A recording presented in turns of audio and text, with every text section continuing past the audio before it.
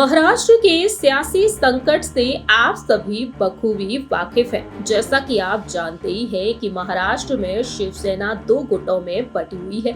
एक तरफ है शिवसेना के प्रमुख और पूर्व मुख्यमंत्री उद्धव ठाकरे का गुट और दूसरी ही तरफ है महाराष्ट्र के नए मुख्यमंत्री एकनाथ शिंदे का गुट। जैसा कि आप सभी जानते ही हैं कि एकनाथ शिंदे ने बीजेपी के समर्थन से नई सरकार बनाई है। 30 जून के दिन एकनाथ शिंदे ने बतौर मुख्यमंत्री और देवेंद्र फडणवीस ने बतौर डिप्टी सीएम शपथ ग्रहण की और इस सरकार को बने हुए तकरीबन 37 दिन पूरे हो चुके हैं, लेकिन मंत्रिमंडल का विस्तार अब तक नहीं हुआ है। दूसरी ही तरफ चुनाव चिन्ह को लेकर जंग भी छिड़ी हुई है।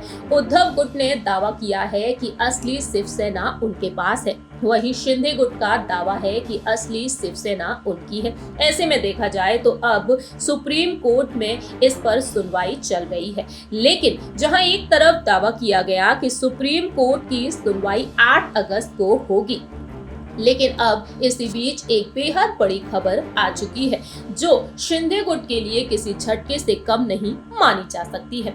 जहां एक तरफ मंत्रिमंडल के विस्तार में देरी हो रही है, वहीं अब सुप्रीम कोर्ट के फैसले के चलते अब मंत्रिमंडल के विस्तार में और भी देरी होती हुई नजर आ सकती है। दरअसल दावा ये किया जा रहा है कि जब तक सुप्रीम कोर्ट का फैसला नहीं आ जाएगा तब तक मंत्रिमंडल का विस्तार नहीं होगा। जहां एक तरफ शिंदे गुट और ठाकरे गुट से जुड़ी सुनवाई 8 अगस्त को फाइनल की गई थी, लेकिन अब 8 अगस्त के बदले 12 अगस्त को ये सुनवाई की जाएगी।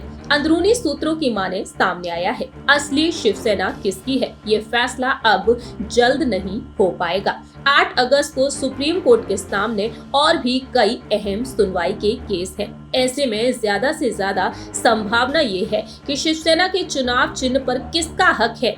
इस सवाल का जवाब सुप्रीम कोर्ट अब 8 अगस्त के बदले 12 अगस्त को देगी।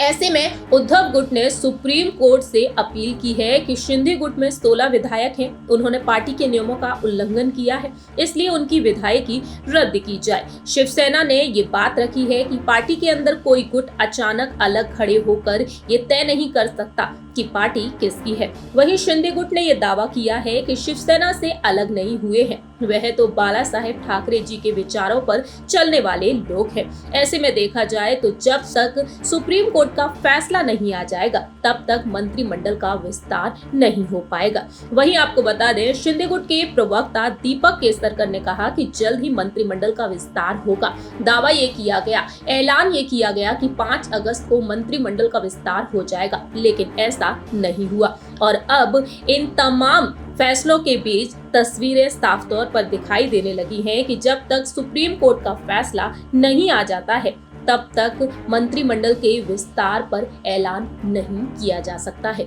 जो कि शिंदे गुट के लिए, बीजेपी के लिए किसी झटके से कम नहीं माना जा सकता है। इस रिपोर्ट में इतना ही। बाकी के तमाम अपडेट्स के लिए देखते रहिए नेक्स्ट 9 न्यूज।